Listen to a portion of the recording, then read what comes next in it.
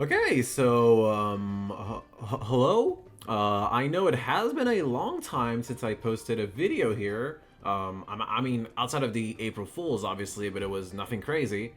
What was I doing? Well, I was totally procrastinating. I totally did not work on something else in that time of the year.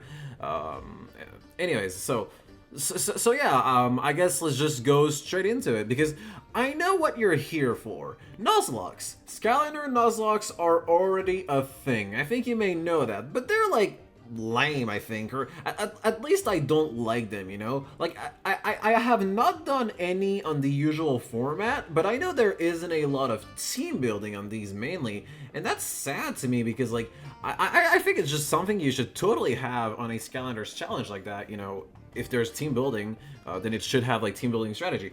So that's why I decided to create my own challenge, being the Skylander Hardcore Nuzlocke, which is a challenge that is actually inspired from the rules of the Hardcore Nuzlocks of Pokemon, if you know them, and even a bit of, like, Iron Man at one point. And yeah, I'll present everything in here. For the very first time, you really are the first ones to get to know this challenge. Hé, attends une minute. Pourquoi est-ce que tu leur mens? Chut, chut, chut, chut. Mais ils doivent pas savoir, tu sais très bien. Et d'ailleurs, qu'est-ce que tu fais ici? Vraiment, retourne sur l'autre chaîne. Si tu veux, mais déjà, comme tu ne veux pas trop le faire. Yeah, so just so you know, he is gaslighting you. This guy literally did 3 videos on this new challenge he hasn't talked about to anybody on his French channel, and even already completed a run, because I guess he doesn't want you to reveal he has a French channel where he secretly did a lot of videos you will never, ever get to see by your eyes. Ok, c'est bon, on a compris, c'est bon, voilà. Yeah, so that was, weird, so just, pretend like you never, ever heard that.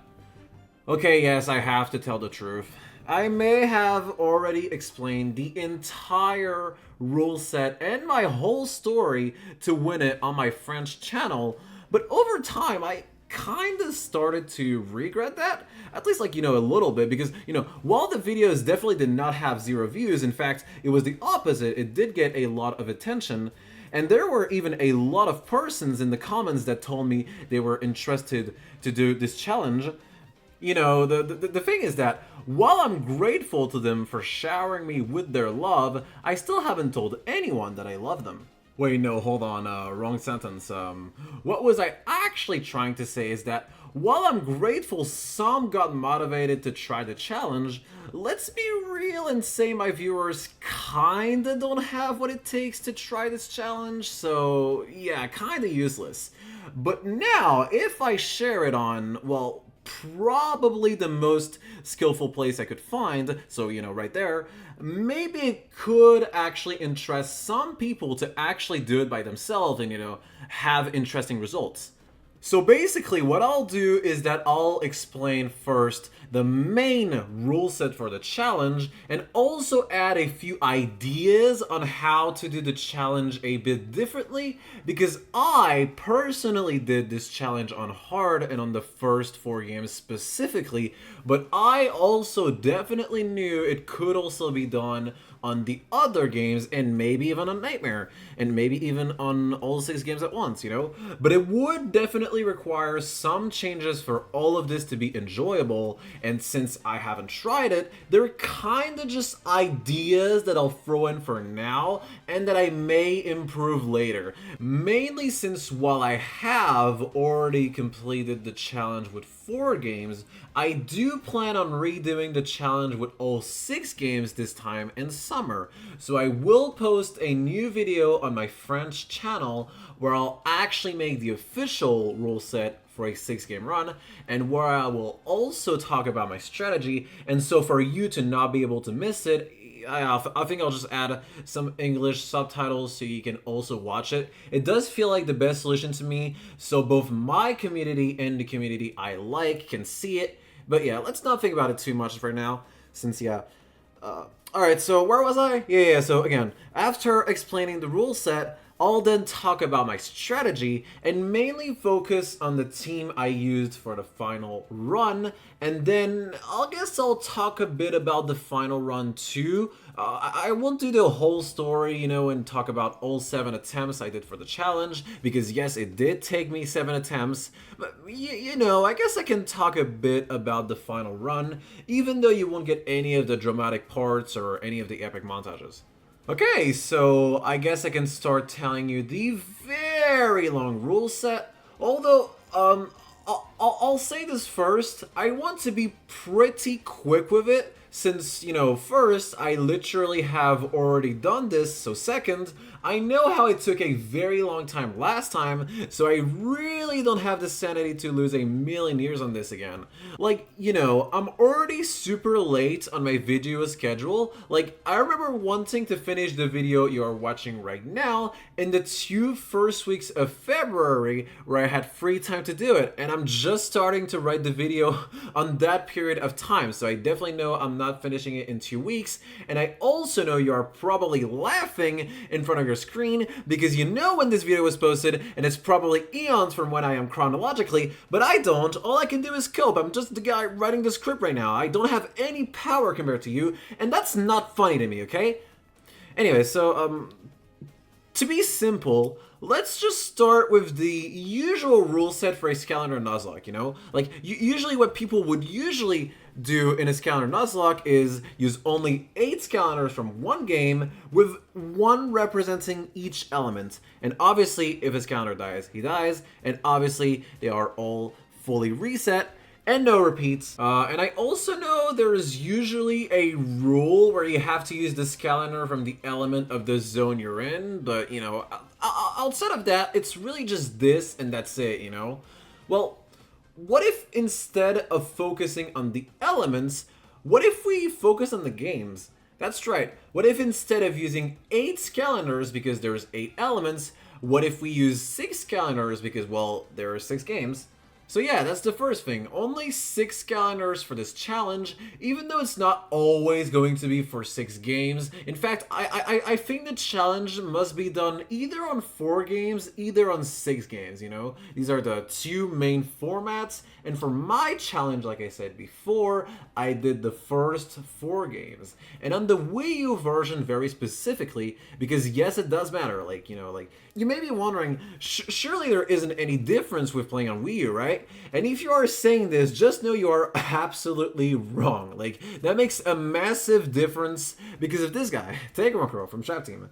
But I'll come back to him later, though. But yeah, let's just say playing on Wii U makes him infinitely harder and literally changed how I approached the challenge as a whole. So yes, playing on Wii U definitely made a difference.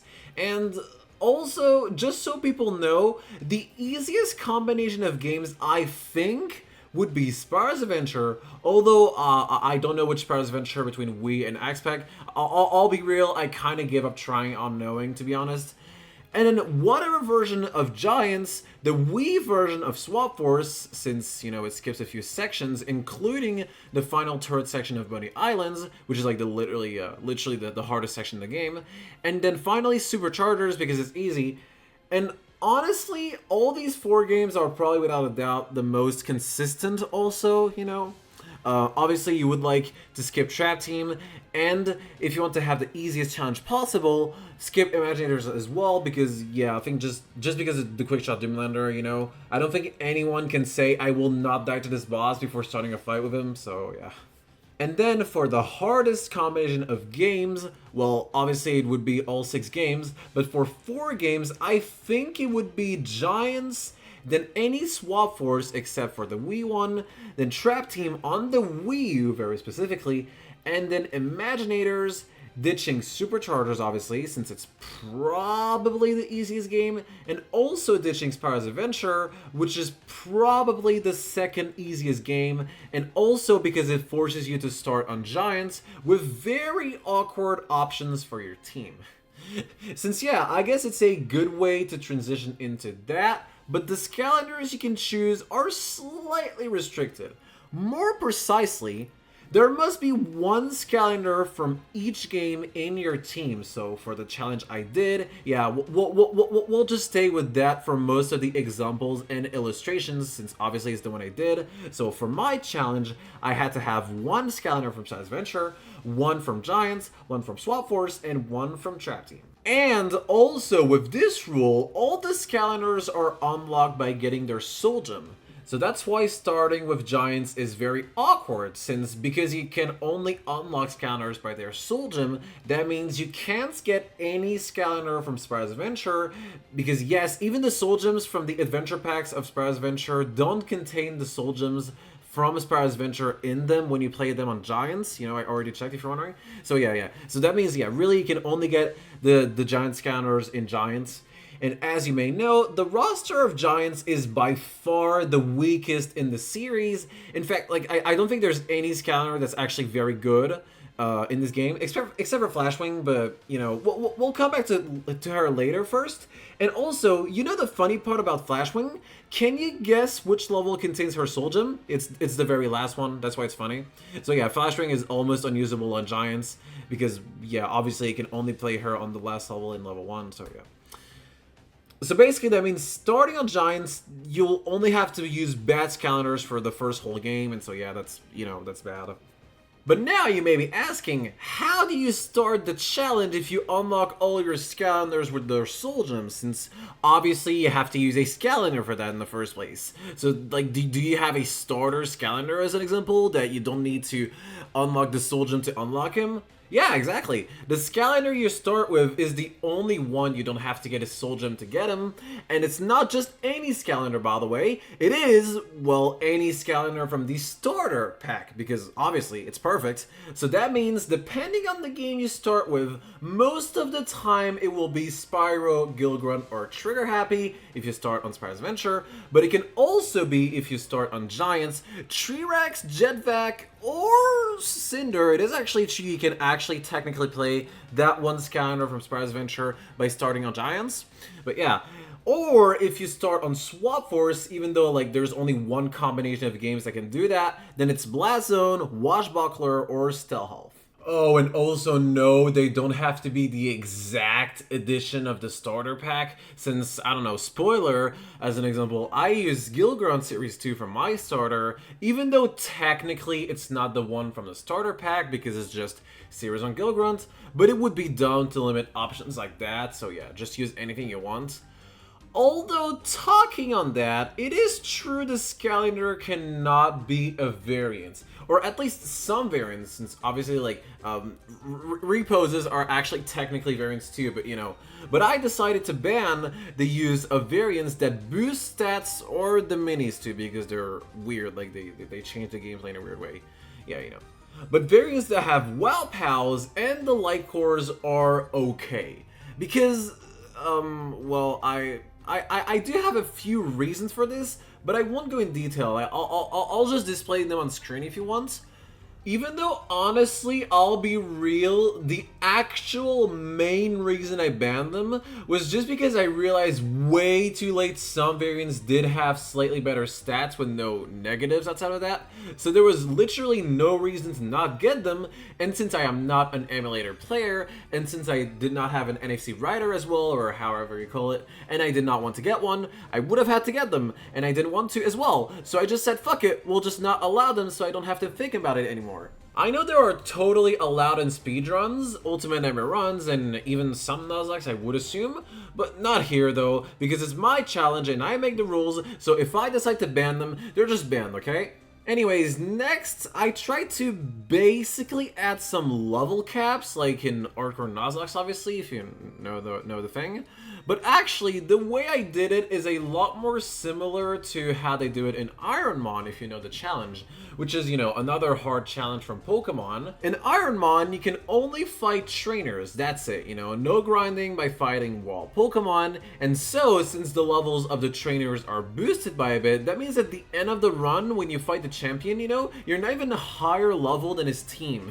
And so, yeah, same thing here. Using methods to both grind experience infinitely and also money infinitely are banned. You cannot replay levels unless you get a soft lock or a crash.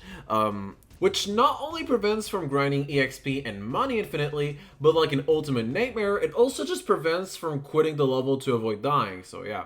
And of course, if you have to restart the level because of a crash or a soft lock, in fact that's a thing that's already happened to me, what you need to do is use a skylander that's not on your team to get back in the level where you were exactly. And by the way, it would be better if the skylander in question is like the exact edition of a skylander from your team, if possible, or if not, then just play a skylander with a different element from your team.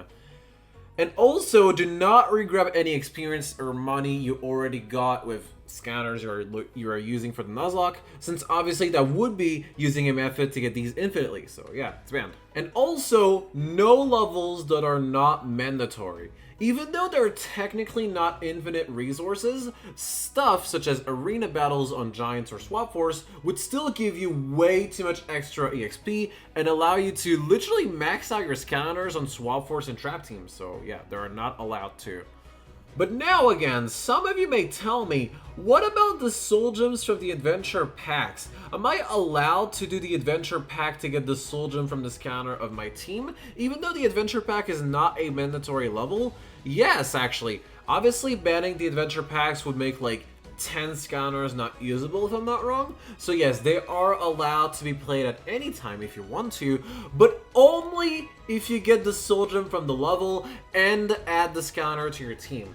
Because obviously unlocking the scanners should be the only reason to play these levels, and so to prevent players from just doing the levels to get EXP, there is a rule to, yeah, just force the thing, you know. But now though, with this rule about not replaying levels, it does also create a bit of a side effect. Because remember, you can only get the scanners by getting their soul gem.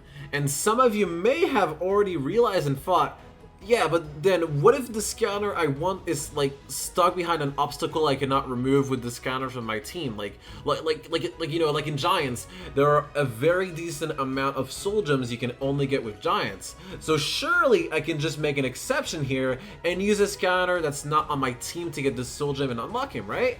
Well, talking about it, no. It's in fact something that is also made to influence team building. You must get the soul gem by only using scanners from your team that are alive, and if you can't unlock that scanner, then you'll have to pass it. And so that means you'll have to build your team around what you can get. And sometimes, yes, you will be forced to use specific scanners if you want to unlock another scanner.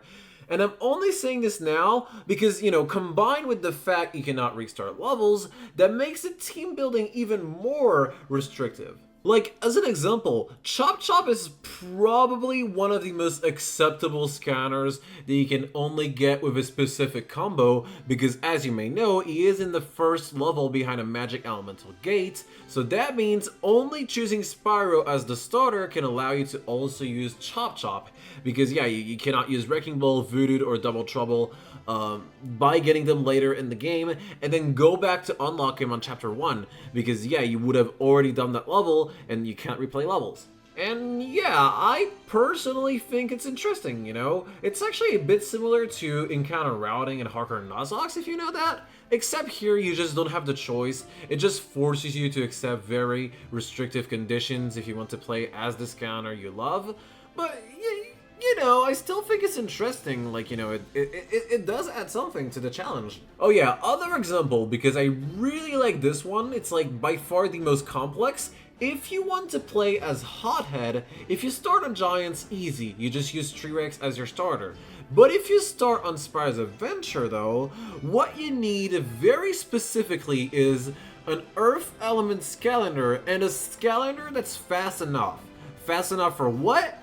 Well, you cannot break the wall that hides a soul gem with a giant, but what you can do instead is use a bomb from the Earth Elemental Gate that's not far away to unlock him, which is a little cheesy since it was definitely not a thing the developers thought of, but it's okay to do here, although you do also need a fast scanner for it, since the timer of the bomb is a little short, so yeah, you do need a scanner that's fast enough. And there are a lot of other examples that I think are interesting too. I'll just display a few on screen, but I won't spend years on explaining them. So yeah, just look at them if you want. But now let's just continue. Oh yeah, good transition by the way. Glitches. Will I allow glitches? No, obviously, they are way too strong for this poor challenge. You can do a few skips here and there, but you cannot skip any fights. That's another rule by the way. So that means no skipping fights using glitches, and no use of glitches in general. Although it is a bit more complicated than that, since of course, what counts as a glitch? Well, it's actually very complicated, of course. I literally cannot answer the question right here, since it would ask to judge it case by case, and there are basically an infinite amount here.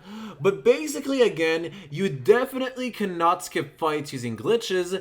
Each fight that should be mandatory is mandatory, but you can skip fights without glitches if you want to, if the game made it possible, of course. Obviously, every glitch that should already be banned by another rule, like infinite money glitches, are banned. Cheesy stuff such as enemy luring and abusing safe spots are allowed, and no, it's totally not because I love abusing these, it's like it has absolutely no connection, but the football strat for the last fight in chapter 15 of Giants, which I think is probably the main discussable thing that would actually be very useful, this I will not allow. Since, yeah, they clearly did not design the fight with the football in mind. So yeah, first of all, there's that. And I think it's just more interesting to make the hardest fight in the game even harder. Especially on hard, you know? And especially because you have a lot more options in a nuzlocke than in Ultimate Nightmare. So yeah, you can clearly pass it using good options. And I think, yeah, it just makes it more interesting. And then there is also an obvious one I haven't told before, no switching between skylanders, or more precisely, no removing a skylander from the portal to get invincibility, and also no using the stats menu in the same way to get invincibility on the games where it does give you invincibility. Although it's actually more complicated than that, again, because yeah, of course you can switch in between battles first of all, and by the way, if you get into a safe spot in a battle, you are also allowed to switch, but you can also switch between the rounds of arena battles and the phases of boss fights, because I don't know, I just thought it would be a little too much to force every boss fight to be done with one skylander, especially when you can do more complex strategies by switching between skylanders. So yeah. And also, let's be real, most of the deaths that come from bad interactions either kill you almost immediately or put you on very low health where you'll still have to clutch to survive anyway, so yeah. Like, especially when you're playing as a scout that can regen to, you will basically never die due to the length of the fight. It can still happen, but it doesn't happen that much. And in general, I just think it's more fair to allow switching like that, so I will. Although that does mean I will have to clarify what do I count as a boss changing phase, since that's the important moment where you can switch, of course. But I'm not going to do it much in detail, and mainly because I don't need to, since literally every boss in the saga will follow either one of two things when changing phases. First of all, there is often a cutscene when they change phase, so basically, just know you are safe to switch whenever there is a cutscene at any point in the game, or just after a cutscene when you cannot remove your scout in a cutscene, mainly in Spyro's Adventure. So yeah. Yes, I know sometimes in a boss fight there is a cutscene and yet they're not changing phases. Like on Chaos in Spyro's Adventure as an example, there is a cutscene every single time he does another attack, but obviously it's not changing phases. But we'll still say you can switch here since, let's be real, it doesn't matter much. And I just think in general, there's not any moment in the whole saga where it really makes a big difference. Unless I'm wrong, obviously, so, you know, tell me. But, yeah, so because of that, we'll just not make any special exceptions or anything like that. Really, every single time there's a cutscene, you can switch counters. Just remember that. But then, what if there is no cutscene? Well, if there is no cutscene, usually there will at least be a big pause in the boss fight. And these are moments that you can easily recognize because they're usually long moments where the boss cannot damage you and you cannot damage him either. I would assume there may be a boss fight where this happens and yet he's not changing phases, but basically, if a boss follows that, and it clearly looks like he's changing phases, you know, then we'll say he's changing phase and you can switch counters. And so, again, in general, if either of these two conditions are respected, then you can switch scout in a boss fight. Obviously, I could extend this rule to more stuff in the game, such as turret sections and swap wars, or even just normal fights in general, where there's like, sometimes, you know, there's big pauses in fights too, but I won't do that since honestly it doesn't matter much, and usually normal fights are very short anyway, so it would proportionally be a bit dumb to me to add switching as a thing. Although again, if there is a cutscene at any time, you can really just switch. Again, this is a general rule, so if there's a cutscene you can switch, remember that. Okay, now next rule, I decided to ban switching paths.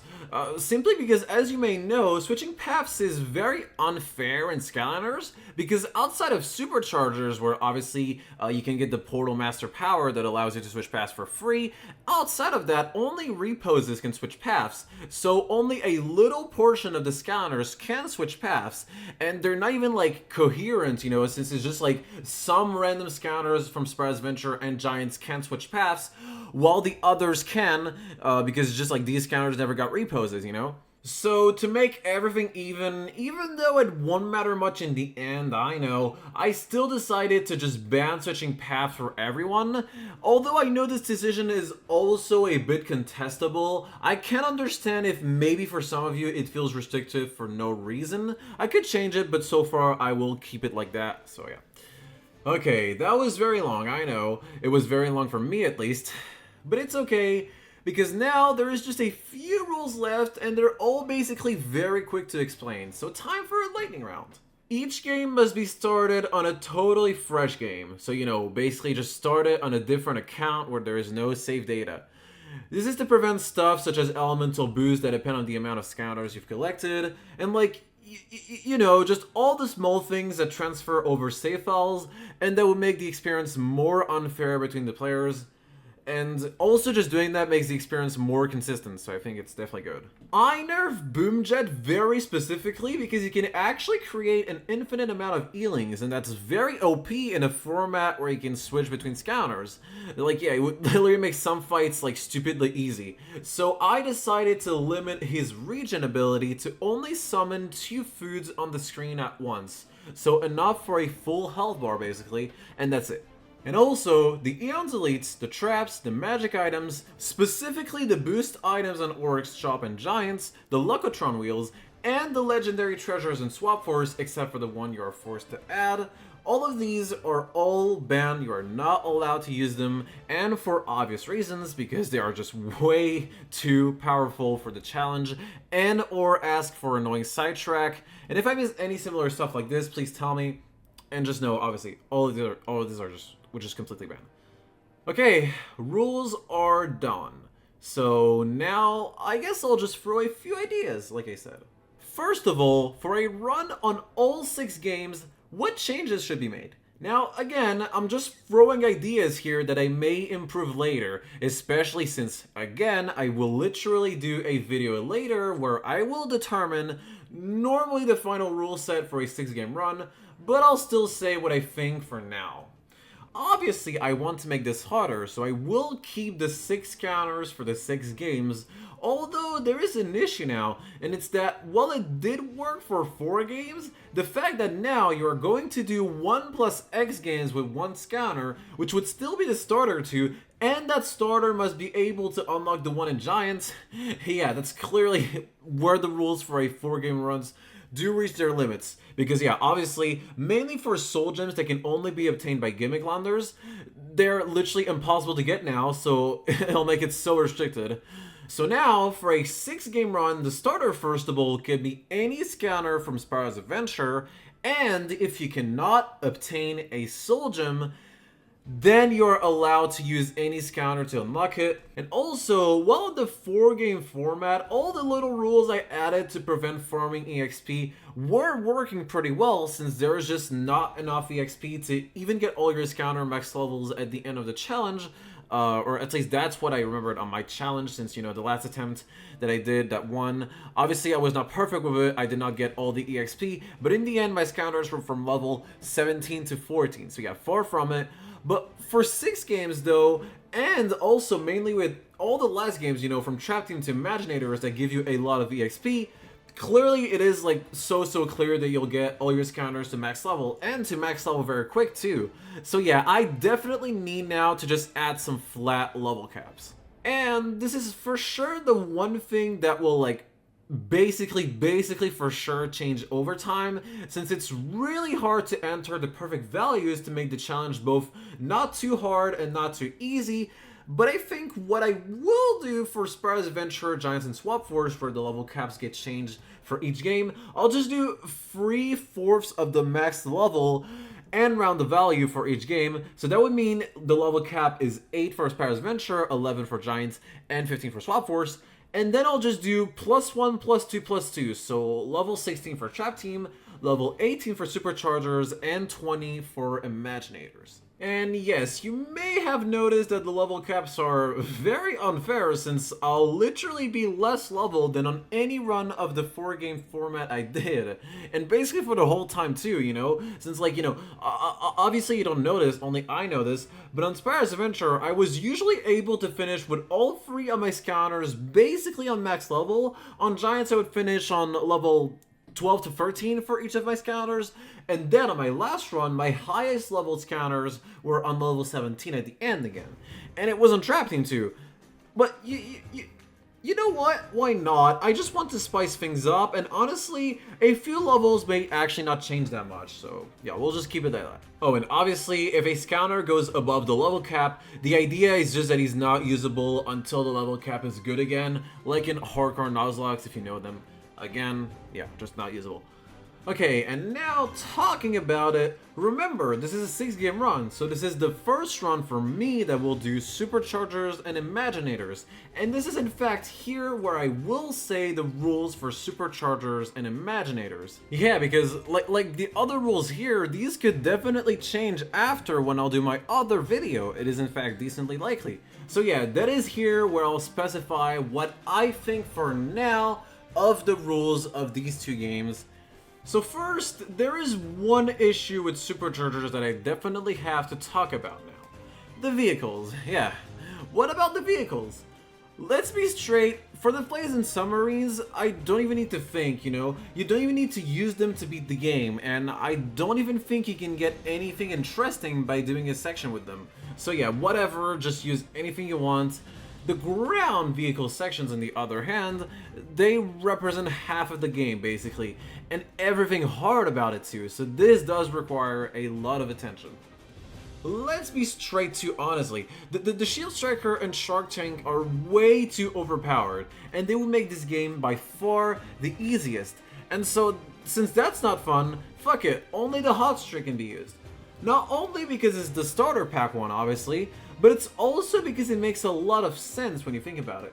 Yeah, because what I will actually do for the rules about the vehicles is that you are only allowed to use one vehicle per type, and you can only unlock the vehicles by getting the soul gems from the scouter of the vehicle. So that means each time you get a soul gem in this game, you can either choose to unlock the scouter or the vehicle it contains, or both. And do you remember the first time when you need to use a land vehicle in this game? Oh yeah, that's right. Yeah, that's literally in the 2 first seconds of gameplay. So that means you cannot place any vehicle on the portal because you haven't unlocked any. But it's not the only option, because as you may remember, you can also use the hot streak since the game doesn't recognize any vehicle being used. So yeah, I think it is also a pretty good reason of sticking with the hot streak for this challenge, because it's literally what you would do anyway, so you know. And the instant hot streak more precisely too, because it can actually keep its upgrades after saving quitting, so no reason to use it over the normal hot streak. Like yeah, like I actually had a debate with this where I was like, it should be fine to use the normal hot streak, right? Since the upgrades of the instant hot streak would not save over time. But no, I tested and they do save over time, so that means there's actually no reason to use the normal hot streak then. So yeah, just instant hot streak only. And also the hot streak is pretty strong, but will definitely make the game hard. So yeah, I think it's very good for the challenge. And then I would also like to ban very specifically the regen ability of DK because it's, well, it's way too OP. Just look at it. It's plus 111 health every 2.2 seconds, which means it's like more than 2 times faster the regen of Crypt King, which was already a scanner that could regen so fast that he was like a bit of a case 2 to ban. So yeah, like just look at this clip. I did almost the whole quickshot Doomlander fight while playing it like shit. So yeah, this is definitely a thing to ban. Now, for Imaginators, there are 2 things that I thought of. First of all, Sky Chi attacks are banned. Not because they're too overpowered, but simply again to balance the game a lot. Because, well, with my rule that you cannot replay levels, that makes it so that around a third of the senseis cannot use their Sky Chi attacks, and so would be very disadvantaged, because to get your Sky Chi attack, you have to go to the shrine of your class, which is in a chapter, but that means if you can only unlock the sensei after you've done the chapter with the shrine in it, then, well, you're screwed. Like, you cannot get the Sky Chi, so yeah. And also, and this may surprise you a lot, this is the only game that you must do in Nightmare difficulty. Yeah, because for some reason, hard difficulty in this game is just too easy, and bosses, such as the Quickshot Doomlander mainly, are a joke, even without using your sensei. Now, you may think that means Imaginators becomes very annoying because that makes it a game where you can't use your non-sensei counters because they're way too weak in Nightmare, like everyone says. And also, would that not make the challenge way too difficult and challenging? Well, that is not really true, actually. I do think after testing that some scouters are just still very good in Nightmare and can, like, make the thing totally doable. Like Rattleshake, that's just being Rattleshake. Crypt King again, which is just stupid in this game, because the swarms can flinch some enemies, and so sometimes you can spam them and be untouchable because they spread to all the enemies and flinch infinitely. It's great, and it just becomes a joke then. Takes a bit of time to kill, I guess, but it's still OP attack.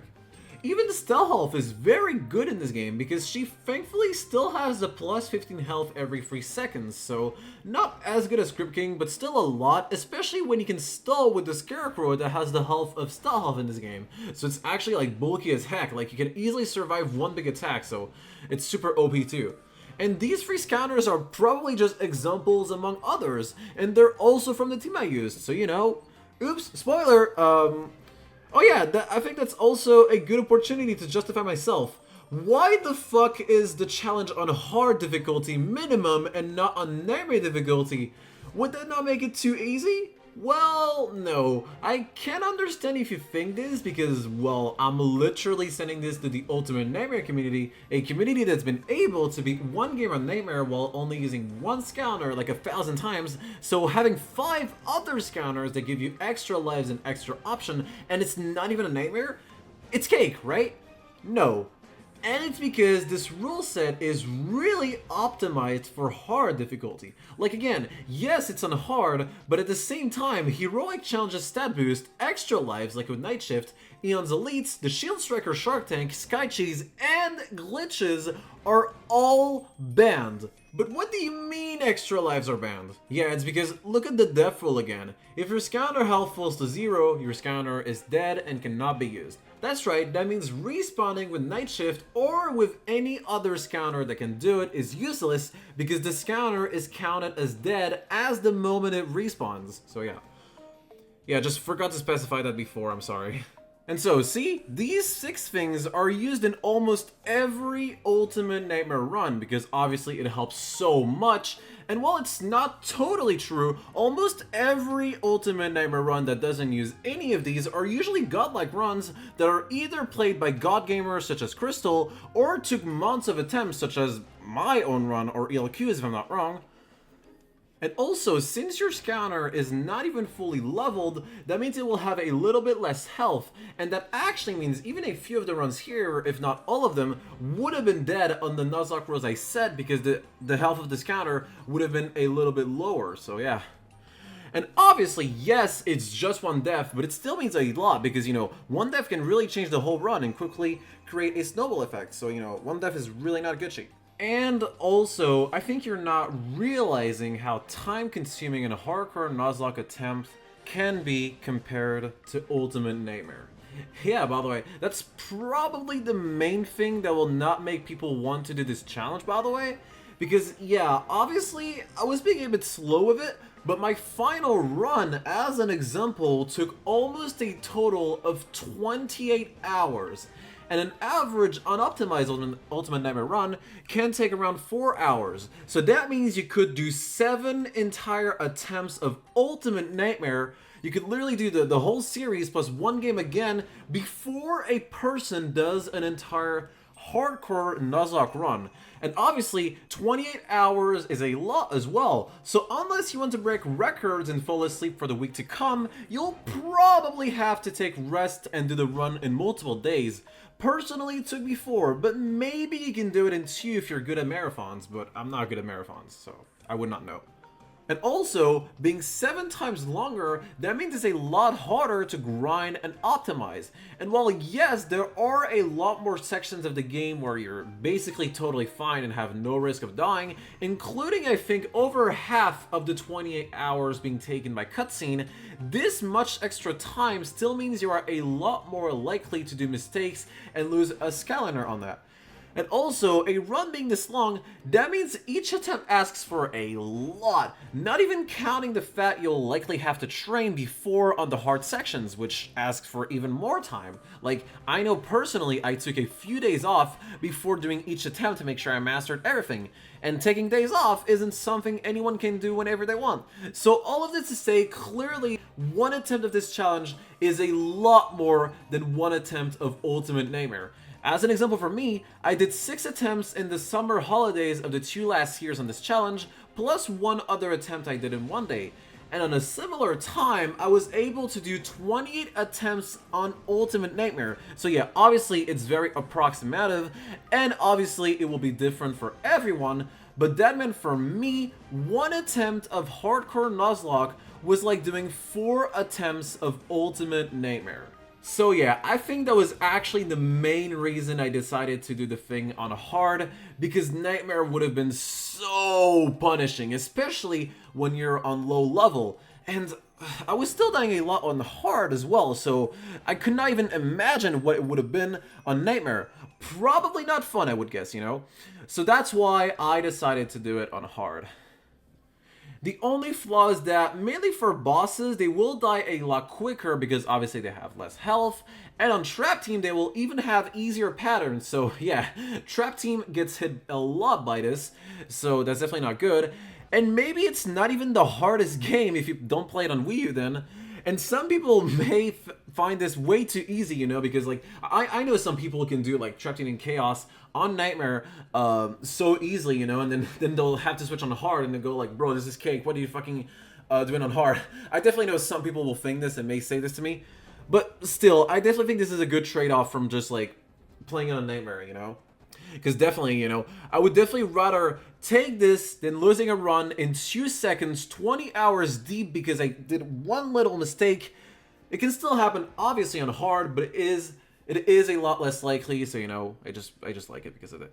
Oh yeah, and then I guess I should also propose a rule set still for the people that want to do this on Nightmare and still have it fair. Because obviously, again, unless your name is Crystal maybe and you know how to do each game hitless, outside of that, I promise you Nightmare is never ever happening with this rule set. So it does require a few changes. Again, these are just ideas. I don't know if they're good, but my idea would be to just remove the rule on resetting skylanders so you can play with fully upgraded skylanders for the whole challenge. And obviously that also means we have to remove all the other rules about EXP and money and level caps too, since it doesn't matter. And also, we have to add a rule to ban Heroic Challenges stat boost again, since, you know, well, it should still be banned, since I banned all the other stuff still stays banned, so yeah. And yeah, honestly, like this, it could actually have some potential. On a 6-game format especially, it would be like doing 6 Ultimate Nightmares in a row, except your skylanders are much weaker, except you also have a team, so that means you have more options. And honestly, that really can have a lot of potential. And also, it does remove all the annoying grinding parts from the original thing. So the run will actually be a lot shorter normally. I would bet it's something like half the time, so like 14 hours or something like that. And yeah, maybe even 12, potentially, so it could be done in a single day technically. So yeah, I actually kind of recommend this rule set now that I think about it.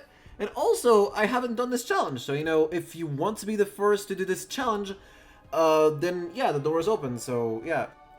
There is just one issue, and it's that this rule set may actually be very similar to something that was already done before.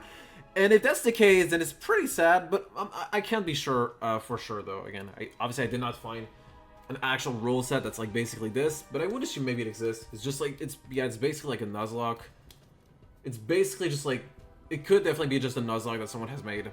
And if that's the case, I'm sorry. Anyways. Oh, and also, if anybody wanted to do this challenge by using random skylanders, just know I had a very decent idea, I think. You know how in Pokemon you get a random capture each route? Well, what if we do a similar thing? Basically, the idea would be that every single time you get to a new chapter, you will randomly roll between the soul gems of the chapter for one that you can actually unlock this counter off. And as for the chapters where there is only one soul gem, you do a coin flip instead to determine if you can unlock this counter or not. And so then you can actually choose or not to add this counter to your team when you get to the soul gem in the chapter.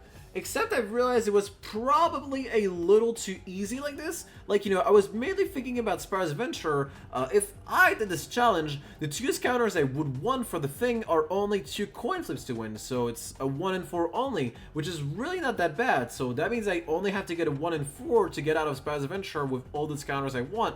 And there is no real reason to not try it, by the way, since they're both before all the other top tiers in this game. So yeah, you know, it's not really that bad. So I decided we could also add one other coin flip to even have the possibility of getting a scanner. So that means each time to get a specific scanner, you would have to get a 1 in 4. At least on minimum, obviously, because sometimes it can be a 1 in 3. But it's actually kind of rare. Anyways.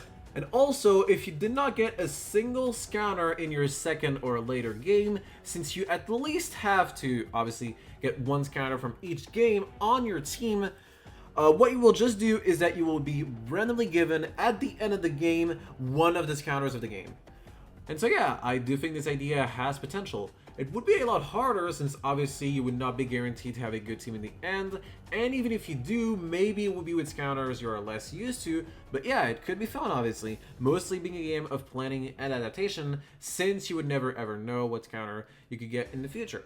Or, on a second option, yeah, honestly, you could just fully randomize a team at the start of the challenge. Although you have to make sure it respects the rules of the challenge, so that it has the starter, a scanner from each game, and also you have to make sure by yourself each scanner is unlockable.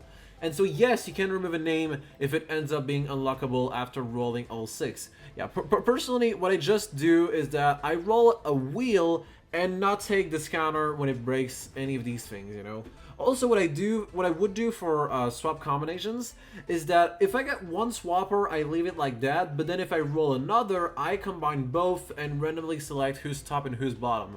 I did an example to see what random team I could get like that, and no, I did not fake this. And yeah, could definitely be fun too, you know, it could definitely be a spicy bonus. And also a thing I've never done, so yeah, honestly, yeah, both the Nightmare version and the random versions here that I presented are definitely a thing that I recommend trying, since I haven't done them already, and they could definitely be very fun to try out. Okay, the rules are set. Did you remember everything? Wait, what do you mean no?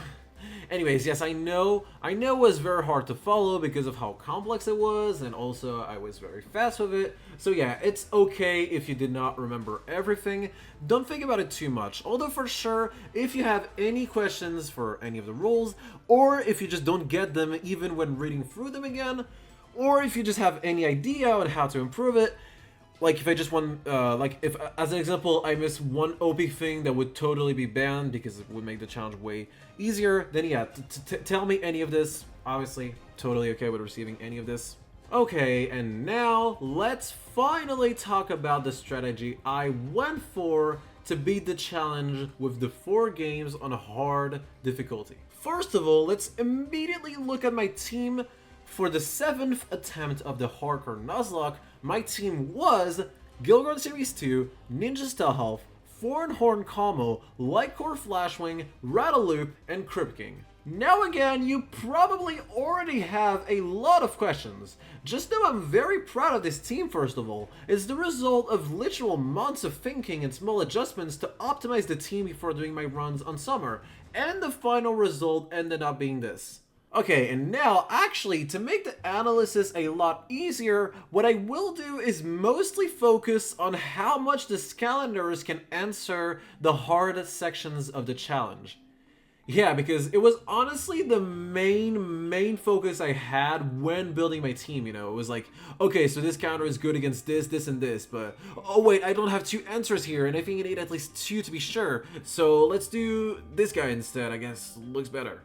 Obviously, being able to destroy most of the game with your brain off is good, and it's not like I didn't focus on that at least a little bit, but really though, it doesn't matter how strong a strategy is for the first 90% of the game if it fails every time you reach the final 10%. I fucking messed up that quote, that was crazy. Okay, maybe it wasn't the best quote to take, but you know, the idea is if a Skylander is very good against the easy sections of the game, it doesn't matter that these easy parts cover like 90% of it if it's not very good against the hard section that cover the remaining 10%, because that means you're very likely to fail here and it won't matter. However, if a Skylander is whatever on the same easy sections of the game, requiring, you know, a bit more attention to get through but nothing crazy, but it is also very good against the hard sections of the game, giving you a serious chance to get past them without taking much damage to your team, then I think you can really understand how it really is very important to just ignore everything that's easy.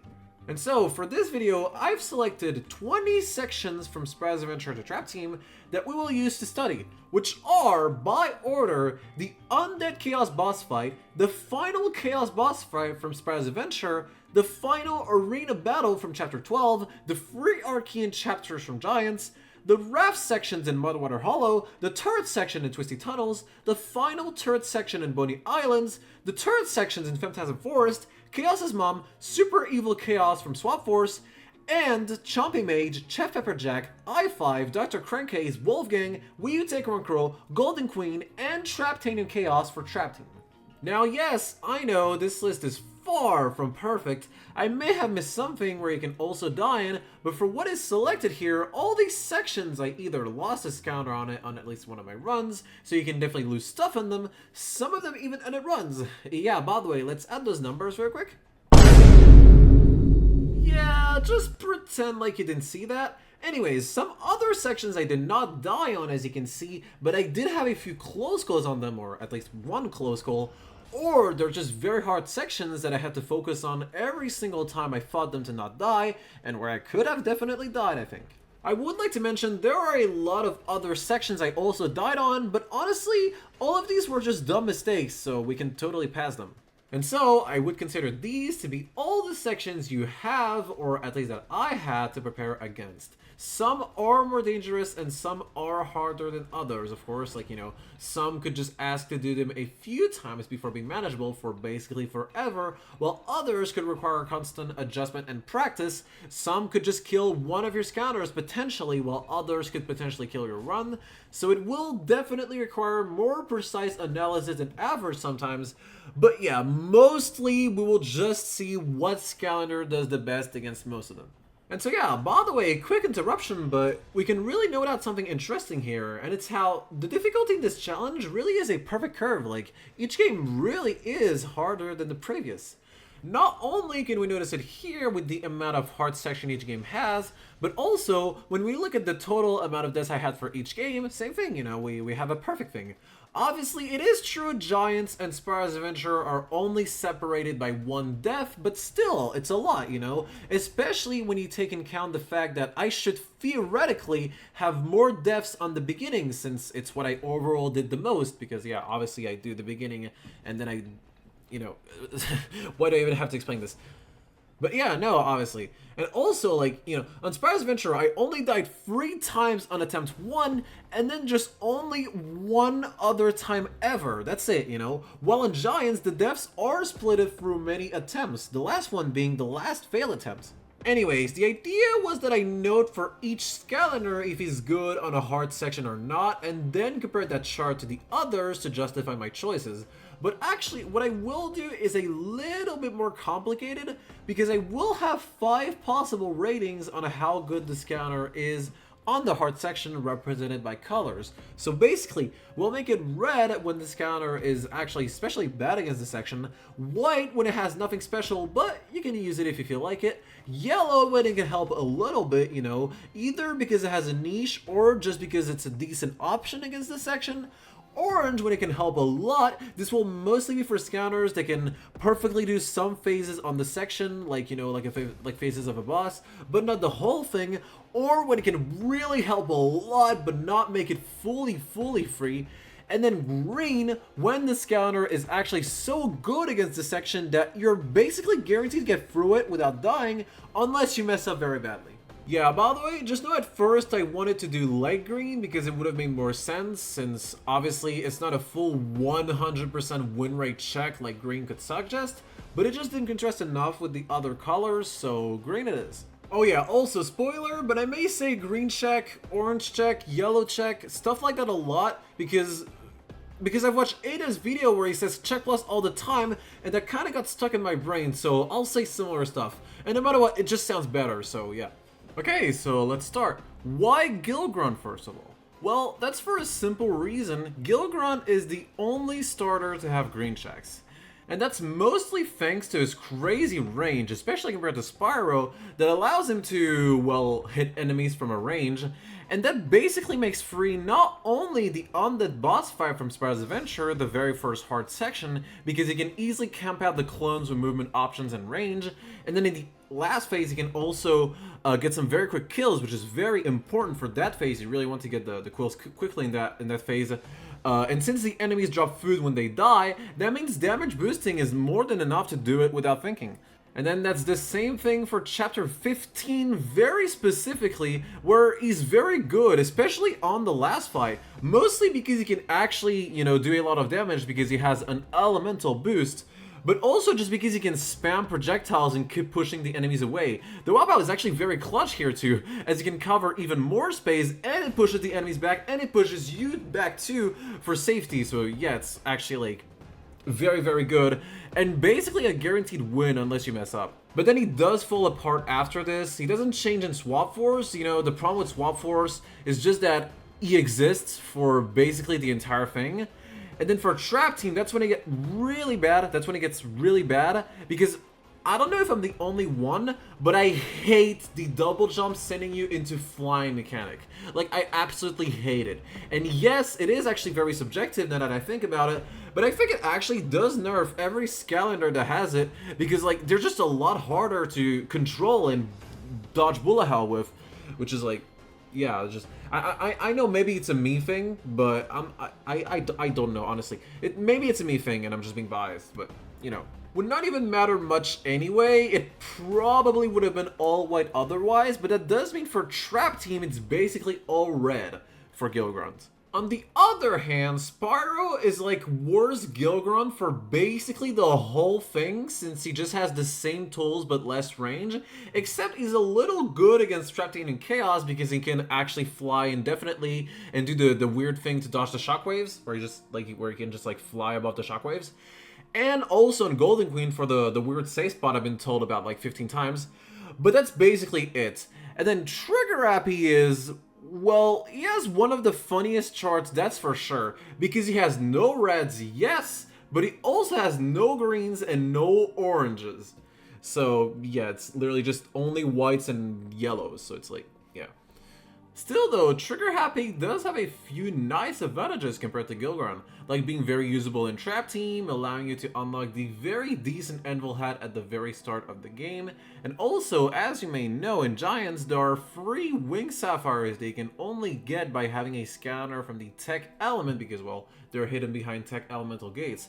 So that's nice too, and honestly, if Gilgrunt doesn't help you at all, because the rest of your team can already basically do the sections where he helps the most, then yeah, sure, you can use Trigger Happy. But for my case, yeah, I felt that Gilgron was totally worth to get, so yeah, sure, I'll get him. Honestly, it's big to have a starter that already has green checks like that, because skylanders that have green checks in the first place are pretty rare, actually. And also, it does complete well the rest of my team, because Stealth and Como are not very good against the sections where Gilgron helps a lot in. Like, they both suck against the evil Chaos clones for the undead boss fight, and while Como does technically have an orange for chapter 15, it's only because he can technically do the chapter, I think, pretty consistently, but it's by executing a very complex strategy that I detailed on my Como UNM video. So yeah, I would just take spamming one button instead. Anyways, good transition to talk about the two other Skylanders from Spyro's adventure. Well, first of all, I don't think I need to justify for very long why I decided to maximize the amount of Skylanders from Spyro's adventure. Obviously, it is so I can already have extra Skylanders very quickly in the run, and also Spyro's adventure is by far the safest game to level up my Skylanders in, so I would take grinding most of them here, even though it's also like the game with the slowest grinding, but yeah. And also, Spyro's adventure just offers a decent amount of good Skylanders, such as Stealth and Como. Now, yes, I'm biased, of course, I know, since literally my two favorite Skylanders from this game are these two. But still, like, look at Stealth's chart. Pretty good, right? And now look at Drobot's chart, because it's by far the first Skylander you would think of to add to your team, right? Since, like, he's literally, like, mostly known for how easy he can make the game. But now, when you look at his chart, you can really see how... oh, wait, no, it's actually very good, damn it. Mostly a lot better than Stealth, actually. My argument doesn't really work then. Damn it, I spent like 2 hours to make the template just to realize my thing doesn't work. Yeah, no, because I'll actually use a few other arguments to justify my choices for this chart, actually. Because, yeah, like, obviously it's not like... It's not like the only thing that would matter. It would be very weird if, like, only this fucking chart would justify my thing. It would be very weird, right? And it's here that it comes in play for the first time, because while Drobot does have a much cleaner board, he lacks one thing compared to Stealth, and it's the regen, and more specifically the infinite regen. And yeah, I feel like infinite regen is actually like maybe the first actual real thing, the first actual real priority I had when constructing my team, since like, just look at the end result. Outside of the starter that could not infinite regen no matter what I choose, only one other Skylander in my team does not have this ability. And now, maybe it was useless, but yeah, I just really prefer to have infinite regen for the whole run, since like I've already said in another video, what's insane about infinite regen very specifically is that no matter what damage you take, as long as your health doesn't fall to 0, you can just run away and or find a safe spot and regen all of your health back. And that again I really love, not only because it means that if you play as a Skylander that can infinitely regen for a whole level, you can then guarantee your entire team will be totally full health for doing a hard section, which is like always very cool, and sometimes you can even push it further and do the same thing for a first phase of a boss or something like that. But the main good thing about infinite regen is just that it's an excellent choke coverage. Because again, even if I make a big mistake, as long as it didn't kill me and that I can find a safe spot, I can always fully undo that mistake. Or I can even just run in circles until I undo the mistake as well, technically. And trust me, that on a 24-hour plus long run, mistakes are pretty likely to happen. So yeah, you would really like something to be able to undo these. Did it make that much of a difference? Yeah, probably not actually. It is true that if you get to red health on a fight with Drobot, you can still probably easily clutch it and be good. And also, yes, I did literally say that if you can get on a safe spot, then you can switch, which is like very similar to regenning. But still, I feel like I could find at least a few instances of that totally saving me from a death or two, which is like a lot. Like I know in attempt 4 as an example, I almost died on Wolfgang, all my Skylanders were on red health, and I lost 2 in the fight. And yes, it was also on an old attempt, I'm a lot better at the game now and I don't struggle against him anymore, and also no switching wasn't a rule yet, so there was that, but still, you know, if it was not for the infinite regen, I could have maybe even lost a run there instead of just losing 2 Skylanders. And also, we could probably count the amount of fights that were just made a lot easier because of the regen. There would probably be a dozen of instances throughout each attempt. And so yeah, that's why 4 of the Skylanders from my team have this ability, although I promise I did not choose them only because they could regen. Okay, maybe except for 1, but we'll see that later. And for Stell Health, as an example, because I did not even present her, that is in fact not her only quality. As you may know, Stell Health also does a shit ton of damage. Like she's basically Drillbot, except Drillbot has range, except she has regen, you know? Like that's the main way to differentiate both. And yes, it is true being a melee counter does hurt her a lot, you know? Like it's the main reason of all the reds and whites on her board, because she struggles so much to even reach some enemies, and it may have caused a few deaths on some attempts that would have definitely not happened if I was able to shoot at a range. Although these deaths definitely also happened because I fumbled, so. But outside of that, the massive damage output is insane, obviously. As you may know, damage output is like the most important thing for a Skylander, and it's mainly what allows her to have a green check on Chaos in Spyro's Adventure, because like she makes so much damage that she can kill the evil enemies when they do their appearing animation, and so she can get free regen, which makes like the first half basically guaranteed to get through with basically, you know, all your health, and then the second half is doable if you just focus on dodging enough, and it's easy. And obviously, this is also where Drillbot is very good. He also has a green check here. But where Stell Health really shines is on Swap Force. Not only because her regen is buffed, because like it goes from +5 to +15, so it's tripled. And actually, it's actually more than tripled, because it goes from +5 every 4.5 seconds to +15 every 3 seconds. So it's actually multiplied by 4.5. And so her regen goes from basically nothing to definitely something in battle, and it really allows her to tank extra hits sometimes. And it's also not even the main thing I would say, because like just look at Swap Force again. That's right, 4 out of 6 of the hard sections are turret section and also the raft section, and on both only health matters, or more specifically stamina, so that means regen abilities can allow you to potentially get health back and tank extra hits, and so basically have like a bigger health bar. And yes, I know it's not much, but it's not nothing either, and it's the only help you can get for these sections. So obviously that's still an extra thing I just have to count, else it would basically be white for everyone. And also, it's just an extra thing in general that you can totally take.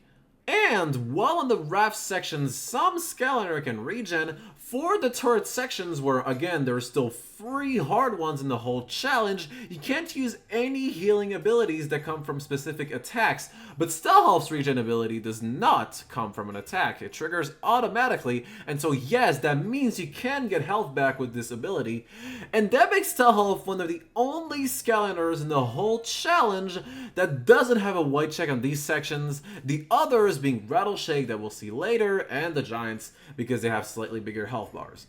And actually, yes, I do think she even has an orange check for the one in Twisty Tunnels and Phantasm Forest, because for these sections, the enemies come out at a slower rate, which helps her to regen extra health, and yes, I do think it makes a difference, you know, because especially looking at some clips, it clearly looks like it could have allowed me to survive an extra hit sometimes. So yeah, it's actually insane, you know, it's literally makes a difference. And so she is the only Skylander with the Giants, which are also better, but still, she is like one of the only Skylanders to have better than a yellow check on these sections.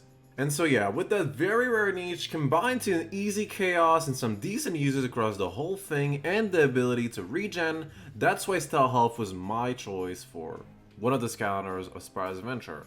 Okay, and then I kind of started by saying I was going to do Stell Health and Como at the same time, but I didn't even talk about Como yet. So yeah, what is this chart again? Oh yeah, that's insane. Yeah, it's very interesting to see that Como, of all Skylanders, which is like never considered to be a top tier Skylander in Spyro's Adventure, probably has the best chart of Spyro's Adventure. I think it's mostly because Como is a bit of the specialist here, being mostly good on bosses very specifically, and as you may have noticed, there are a lot of bosses on this chart. And yeah, on the highlights, we mostly have an insane giants with 2 oranges and greens, because yeah, for chapter 15, Kamo can outrange the whole level and also can regen, so it's like super free, and he's also insane on chapter 16, because obviously when I talk about chapter 16, I mainly talk about the Robo Chaos fight, and as you may know, Kamo is literally used in speedruns to kill Robo Chaos, because you can do the most damage on him with him, and like, it kills him so fast that the enemies are not even a problem. You can like literally just ignore them because like you kill them so fast that the enemies barely have the time to appear. So yeah. Obviously, you can still mess up the timing and take a lot of damage on Chaos's attacks. It's a possibility of death technically, but you know, especially if you practice it, you should be fine. And then, in Trap Team, he's mainly good against Wolfgang and Golden Queen because he can do a lot of damage on them, and basically fully skip entire phases on both, and he's also very good against Traptain and Chaos, because having a decently fast regen on such long boss fights like this one is just insane. Like, you cannot believe the difference it makes. So all of these are orange checks. And then, there is also Wii U Taekwondo Pro. Okay, so as you may have seen, Wii U Taekwondo Pro is by far the section that caused me the most deaths and killed the most runs, because I lost 6 counters on it and lost 3 entire attempts on Wii U Taekwondo Pro. Which, yes, is massive. It's not only half of my lost attempts, but it's also the equivalent of 85 hours, so the equivalent of 3.5 days. And actually, attempt 4 took me 6 days to do, attempt 5 and 6 took me 4, so in reality, I lost 14 days to this guy, so the equivalent of 2 weeks. So yeah, next time you lose to a very long run to something done like that, you could remember this and feel better to yourself. Anyways, why is this fight so difficult? Because of this. Yeah, I think you get it now. I won't insist a lot on it, especially because I would assume you already know a decent amount on this boss, as I have already talked a lot about it on this Discord. But yeah, to be simple, having to dodge an invincible projectile that sometimes can kill you in one hit is not easy. I used to consider him the most inconsistent boss fight in the series, and it's also still by far the most punishing. But how do you beat him then? And why does Kamo have a green check on it very specifically? Is he free with him? Well, 2 things. First of all, for Wii U Taekwondo Pro very specifically, this is the one boss fight that I will judge without taking into account a specific strategy, because if you are wondering, or actually it's Soprano, it's just Soprano, he got everything, he's a genius. So like Soprano figured out when the one shot happens, and so completely fixed it.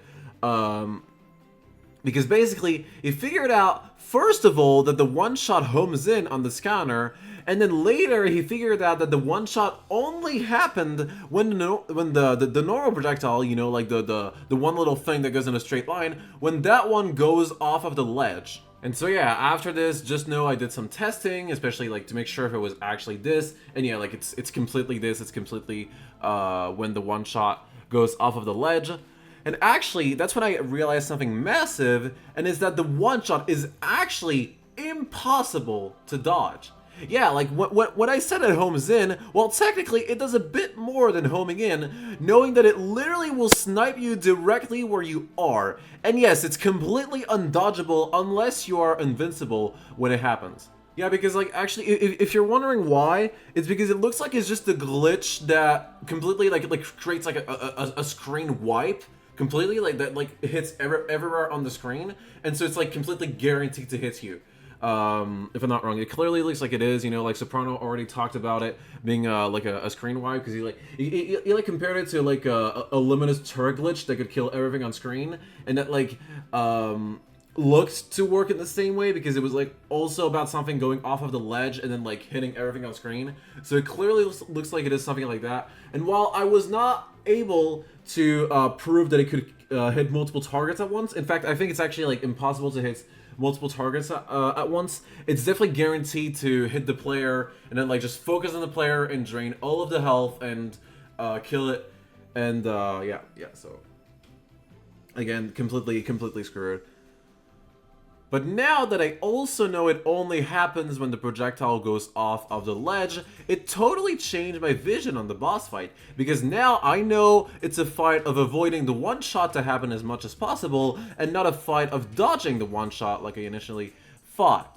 Yeah, like I really thought you could dodge the one shot for a long time, but no, it's like completely impossible again. The only thing you can do is pray it doesn't go off of the ledge, else you are dead, and it explains why the fight felt so random every time.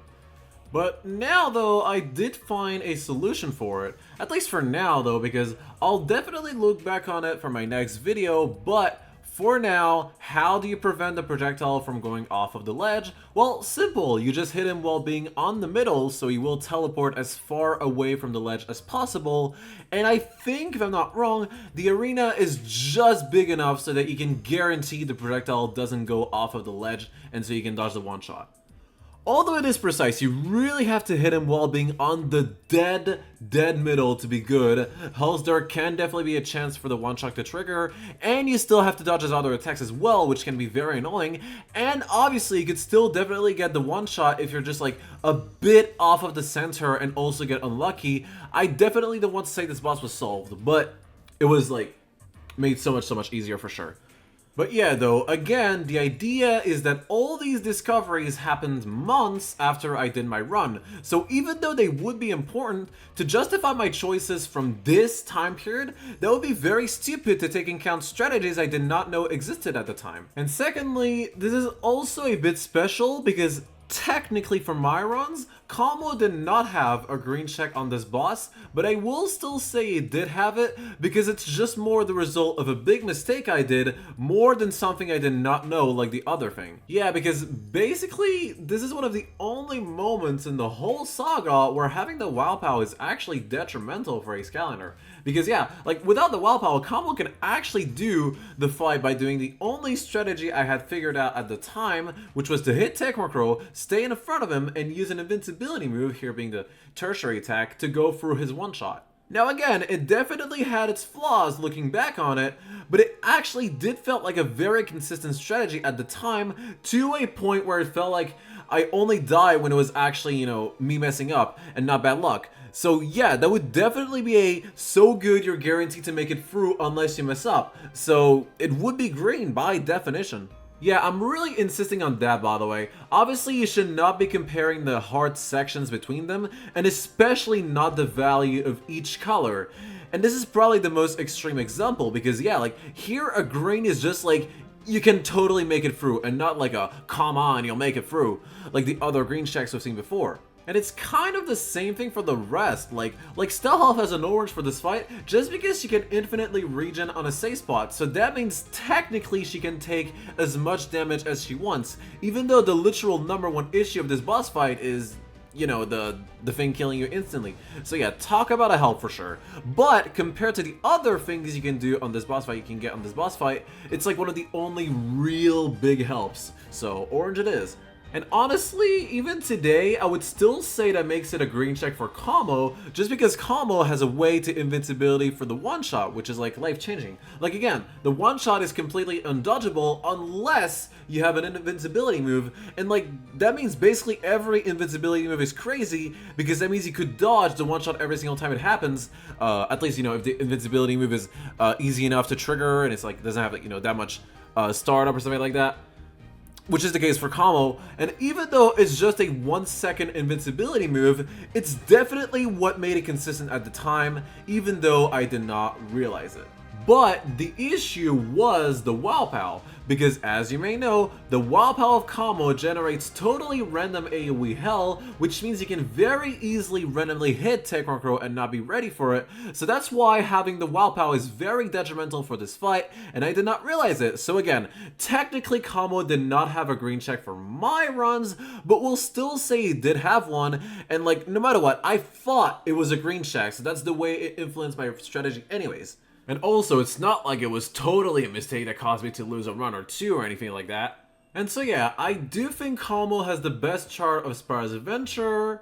At least looking from a little far, it is true. I just did the chart of a few skylanders, so yeah. But I'm pretty sure the only contest against Kamo is Drobot.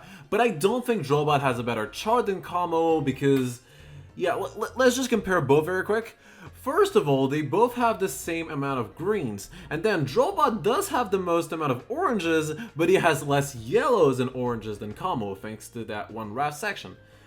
But the main thing that makes me say Kamo has a better chart than Drobot is just that when you look at where they shine, Drobot has probably the cleanest early game, having only greens and oranges in Spyro's Adventure and Giants, while Kamo has an insane Giants with 2 oranges and greens, and also a very decent trap team. And like I said, each game is harder than the previous, and also considering that losing a run on Spyro's Adventure is a lot less costing than losing a run on Trap Team, that makes being better on the late game is a lot more important. And especially here, Kamo literally has a green check on the hardest section of all, Wii U Techno Crow, while the greens of Drobot are mostly on sections that are like middle of the pack, you know, in terms of difficulty. You know, where it's like, it's nice to make them free, but you could just totally do it normally as well if you're just like good enough. And I also know there are some other counters that could be better, maybe? I actually just wanted to mention some alternative options for each game, and here, outside of Drobot and the other starters, there would also be the top tier counters, Whirlwind and Sunburn, that are also, well, very popular on the UNM Discord, if I'm not wrong, but I'll be real, I don't even know what their chart would look like, so I actually can't tell if they would be better than Kamo. First of all, because I don't even have Sunburn, and so like, I know the main advantage of Sunburn is that it can be obtained very early because the Soul Gem isn't an adventure pack, so like, you can choose whenever you want to pick him up, so like, and like the earliest you can get him is right after Chapter 1, which is like super fast. And he also has potential invincibility for Techno Crow, but that's kinda it. But he would be, like, very better. I think outside of that, he would be, like, slightly worse Drobot, because it would be, like, Drobot with less range, but I can't be sure.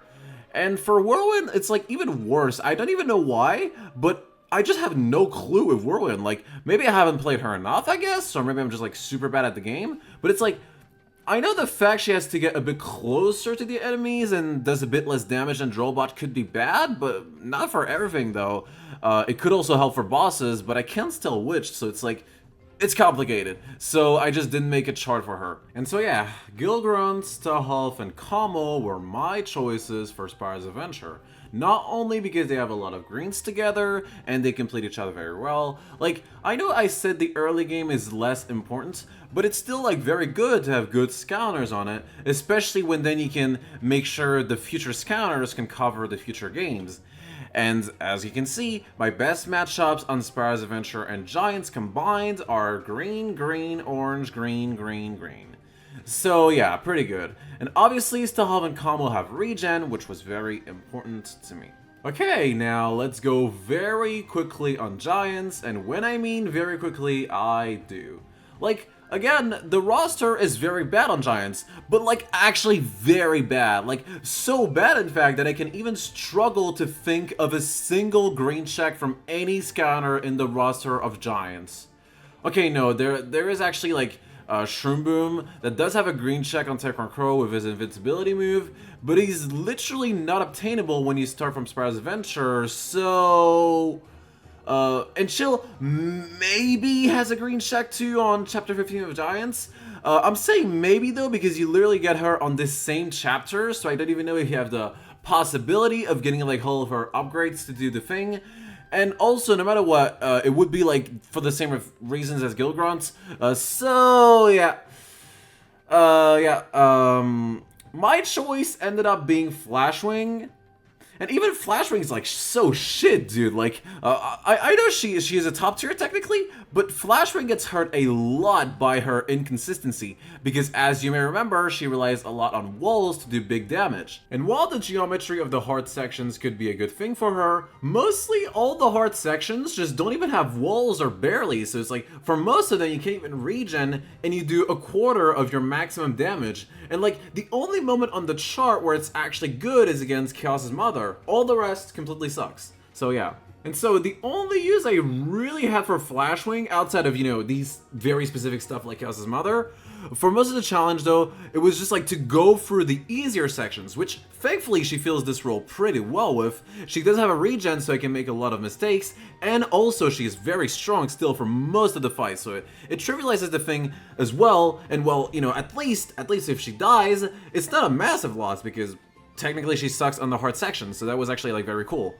But yeah, though, that's right, you heard me. I literally picked Flashwing because she has no value. I think it does set the bar again for how bad the giant roster is. Oh, and also, if you're wondering for other options, well, I remember I picked Swarm on my second attempt, and it is true looking at his chart that it's maybe even better than Flashwing. In fact, it's actually like completely better. But yeah, for Giants, honestly, just pick whatever you want. Like, the roster is, again, so missing very good options that, honestly, even if you pick a Skylander just to answer one specific thing, it may honestly be totally worth it. Okay, so, quick correction. It's kind of funny because, literally, like, I don't know, like, a week or two after I did all of this, no, actually, like, more like a week, I literally realized Ninjini exists, and it's like, it's secretly actually like a giga good Skylander, and I never ever realized that. Like, she literally has like 2 green checks, like I already said in that one text, and she's straight up like a very good Skylander that's also basically a top tier, like.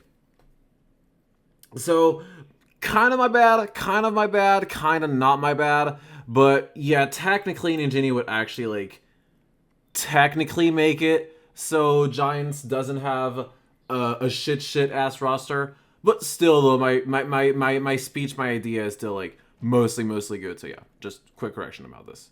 Anyways, but don't worry because Swap Force is back with a lot of good options. And also, what's very good here is that they are actually very different from each other contrary to Spyro's Adventure, where it was just like, you get this guy that does a lot of damage, this guy that does a lot of damage, and etc. Here, though, the options are very different, so that's actually very cool.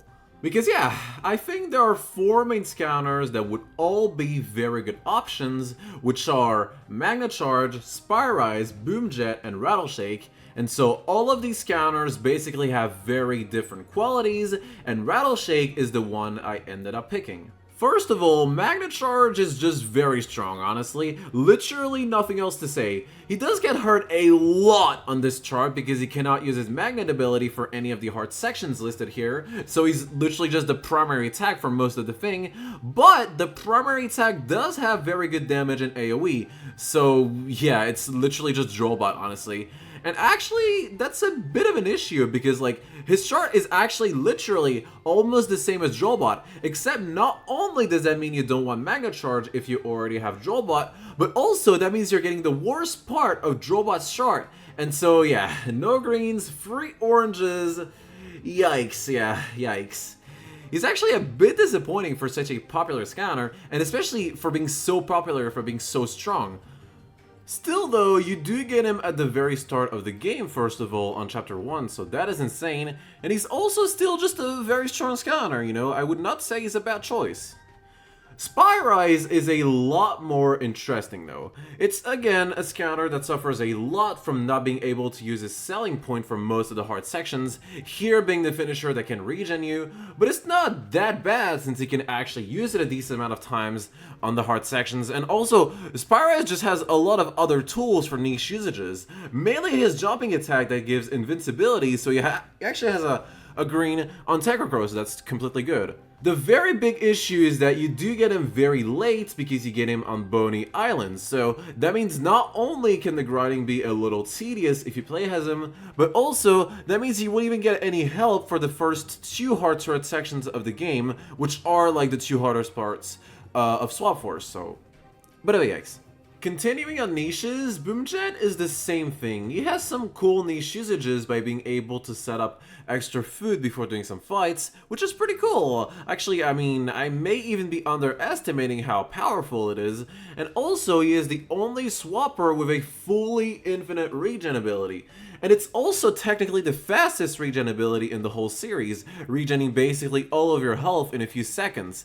And it is consistent, by the way. I know some people may say that it's bad because it's random, but if I'm not wrong, on hard at least, you will consistently get one food spawn when you are on red, which is like, you know, the difference between Nightmare, where it's like on Nightmare it's always random. Although you also have to get to it, and also since you're in the red, that means you're very vulnerable for a few seconds, so, you know, definitely, like, not completely OP.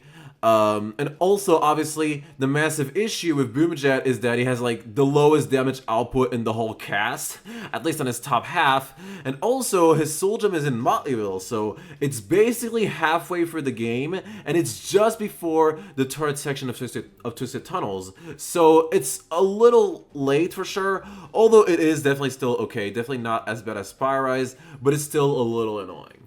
Oh yeah, also, I was not fully clear with it. Remember how there is a rule for him? Yes, you can totally eat a food as one is about to spawn to set up the max amount of food you're allowed to while getting Boomjet to max health, if you're wondering.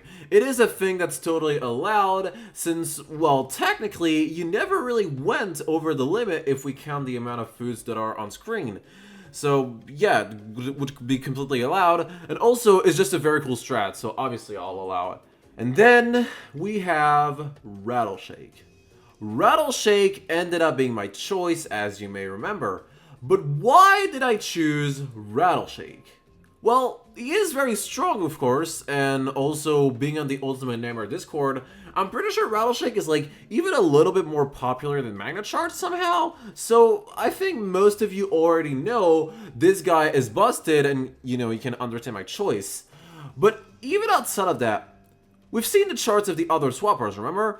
And yeah, clearly they're okay, but they're not crazy for sure, like, you know, especially compared to the other charts we've seen from Spyro's Adventure, where there's like so many greens, and like, you know, here we've only seen like one green from Spyrise.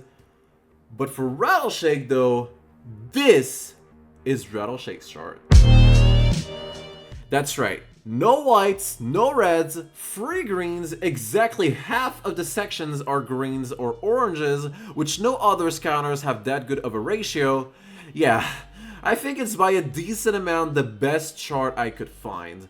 And all of this is the result of 2 things: the soul gem upgrade and the turrets. First of all, the soul gem upgrade, or as I would like to call it, the sponge mechanic, allows him to absorb a lot of damage. It's basically a second skin that makes him only take a part of the damage, and then his second skin disappears and he can take normal damage for a bit before the second skin respawns. And basically, you divide the damage by 2 per half, so that means with both halves, each hit you will take with the second skin, you will actually only take 25% of the damage, you know, like a quarter of the damage, which is insane. Like, let's do a bit of math here. Now, I am actually not fully sure of this. I may have badly interpreted the thing, but basically that means with 1/2, if all of the hits you take get damage reduction, his health will be multiplied by 2, and with 2 halves, his health will be multiplied by 4. Now, I won't explain the reasoning here, but I will show it though. You can pause it if you want to read. But so basically that means knowing his health is roughly 870 on level 20, because yes, it varies a bit for some reason. That means with 1/2, you will have 1,740 health, which is a lot more than any other counter, like a bit more than Giants mainly. And with both halves, he will have 3,480 health, which is literally more than Eon's Elites and Top Shift combos, knowing these will only multiply your health by 3. And by the way, just though at first I actually like giga brain farted and for some reason thought it was minus 25% damage per half, and so the damage reduction, you know, was that the damage reduction was basically 2 times weaker. Yeah, I really don't know why it happened, but that means Rattleshake is actually a lot more strong than what I had originally praised it for, which is like, I already had praised it a lot. And really, these numbers really make no sense, like absolutely no sense. Obviously, it does also have no regen, and these numbers are if and only if you only take damage reduction on all of your hits, which, like, especially with multi-hits, that will guarantee it's not happening sometimes, but it's still, like, yeah, like, completely crazy for sure. So yeah, it's insane. It makes him so tanky, and actually almost too unkillable that it's not even a challenge sometimes. Although getting hit in quick succession is his nemesis, it's still like, yeah, dumb. And that's what allows him to have yellow checks on the turret section and RAV sections of Swap Force, sections that are almost a white for every counter outside of that. Because, yeah, of course, he has more health, so it's good. And even an orange, I would say, for Boney Islands, because, like, the damage you will take on these turret sections are from the mines that do a shit ton of damage mostly. So that means Rattleshake will mostly have damage reduction on the thing that does a lot of damage. So, yeah, it's actually even better for that, too. Although, for the RAF section... yeah, technically, it is true Rattleshake will be at very low level, so with very low health, so technically he's actually, like, not that good on it. But, you know, you can still technically get the Soul Gem upgrades before, and I think it would still give you, like, more health than with the other scoundrels from your team, technically, on the best scenario. And also, I don't want to ruin his perfect record, just because of, like, a technicality thing, like a big technicality thing. So, yeah, I know I'm just, like, kind of coping here, but, you know. Anyway, second of all, we have the turret. Oh boy, is the turret insane. I freaking love this turret, actually. It is the magnum opus of scanners, even though this expression makes no sense here. Like, this singular thing allows him to get free green checks on the section past Giants where it looked like the only green check you could find is on Technocro. And it's because this turret mainly has the effect of slowing down stuff, and this combined with the fact that you just have to set it up and then it does the job because, you know, it's aimbotting, that allows him to trivialize so many bosses. Like, basically it's just basically trivializing every boss that runs at you, including I-5, Dr. Crankcase, and even Wolfgang, which is probably the third hardest section on the chart, and yes, it does make him basically free. And I guess as a bonus, being an auto-shot aimbot, there's a safe damage that you can totally take for when you're dodging bullet hell and stuff like that. But, you know, we are mostly focusing on the crazy stuff here. Obviously, Rattleshake also has other qualities like other scounders, you know, like dealing knockback with his tail on Swap Force, having a charge shot with crazy range that can collect and bounce on collectibles, etc. But these are minor things. And yeah, it is to me the counter with the cleanest chart, just insane. But it is true now I have to justify my Rattle Loop choice. It's for a simple reason. This is Rattleshake's chart, now this is Rattle Loop's. Notice the difference? Yeah, exactly. It was literally just to have another counter to Techron Crow, that's it. And Hood Loop, Spyraz, and Robo Rouser are the only swappers that can abuse invincibility to beat him, and Hood Loop is by far the one you can get the earliest, since you can get him right after you beat Chapter 3. I could have picked Spyraz, I guess, but you know, at the time I was like, I really need Rattleshake for Bodhi Islands, which actually was not that true since, you know, is a lot less tanky since he only has one half, and I think Rattle Loop actually goes from orange to yellow compared to Rattleshake. But because of this, I really did not consider Spyraz at any time, and I just went with Rattle Loop.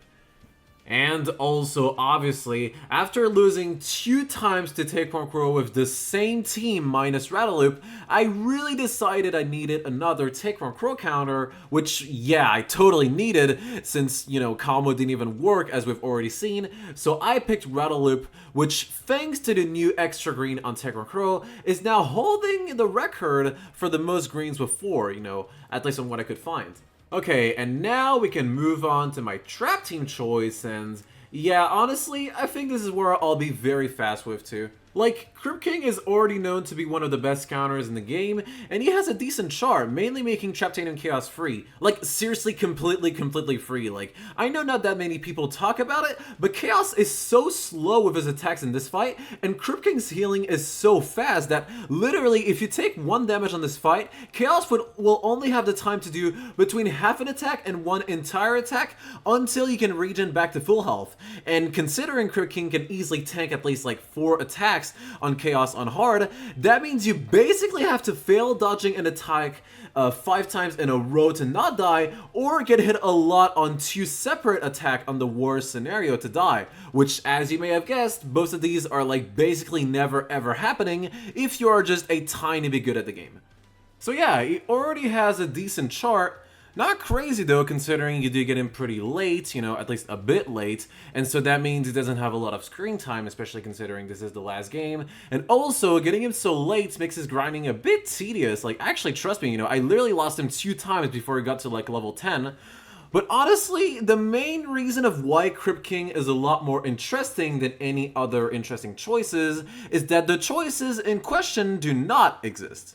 Like, name me the best counter of Trap Team. Wallop? Well, you literally cannot get him. He's locked behind a Traptinium crystal that forces you to play as another Trap Master, so it's super restricting. Gear Shift? Well, sure, but you also get her in the future of Skylanders. And do you really want a Scanner that you cannot even fight Wolfgang with without being under level 5? I am not sure, personally. Okay, what's left? Snapshot? I guess, but Snapshot is mostly good against crowds of enemies, not against bosses, and I don't think that would be very interesting when you'll only play as him on the boss fight game, so yeah, only Crypt King left. He quickly became my choice and never moved since. And also, Crypt King does complete my team very well. Like, look at this, because I think it's very interesting. Here is the best matchup I have with all of the scanners of my team for every hard section. It's beautiful, isn't it? Exactly half of the sections are green checks. There's technically 11 green checks actually, if you count the 2 from Techron Pro, and the only yellows are on the raft section and the turret section of Boney Islands, which only have a few rare niches anyways, and also, for some reason on Chef Pepperjack? Yeah, I don't know why, but he's like the only hard section that's not the weird sections from Swap Force to not have oranges. Like, I actually could not find anything that answers him very well. I guess he's just a very balanced fight. I mean, you know, outside of that weird glitch I found, and also apparently Ninjini can also skip the last phase or something like that. But they're both glitches and would not be usable in this challenge anyway, so let's just not think about it. And so yeah, that was the video. Done. Oh wait, no. Oh wait, no. It is true, I promised to talk a little bit about the final run. So yeah, how did it went? Well, to be very short, it was perfect. 0 deaths. The run started pretty normally on Spyro's Adventure, with a clean death list that I already had managed to do on attempt 5 and 6. Spyro's Adventure is also by far the game I had recognized the pattern the most. The pattern in question being not very interesting, by the way. It's literally just Gilgrim grinding, and then I get Stell Health, I grind her for a bit, then I get a combo and grind her for a bit, and then I just like start grinding both, and then I manage the late game, and yeah, that's it, done. The run really started to shine when we got to Giants though, because I just did a deathless as well, and yeah, it was simply the first time I had managed to get past Giants and still have no deaths.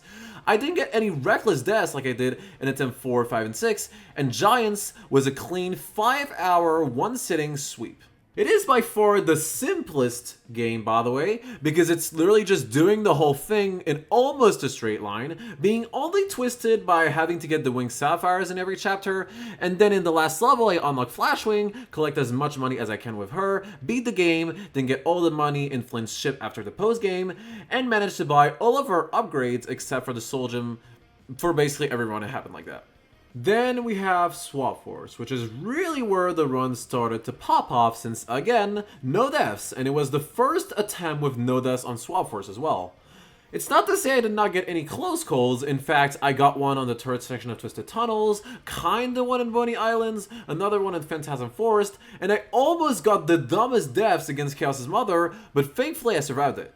I was completely laser focused, by the way, on everything that could kill me, even though it doesn't seem like it, but it's actually why I did not die compared to the other attempts. And then, yeah, I beat the game with the highest hopes I ever had by far. Only Trap Team left. And Trap Team was even cleaner. I got to Crypt King without much problem, did not mess up his grinding like in attempt 5 or 6 because I actually had prepared a better routing. Then my fucking OBS glitched and I lost an entire recording of this challenge. Yes, again, I know, people will really think I'm cheating at this point. kind of crazy. Just though I wanted to die when it happens, but now I did totally forget about this, So yeah, basically just imagine I passed the Dr. Crankcase and Wolfgang sections with no deaths, cut to Tekor Crow where I got back to after not playing for a day and a half, I passed him damageless with Rattle Loop, paying off that investment I spent on him, and with also a super sick finisher, so that was actually super cool. Obviously beating him was a massive relief for me, and then it was basically victory lap. Golden Queen, and especially Chaos, did not ruin my perfect run.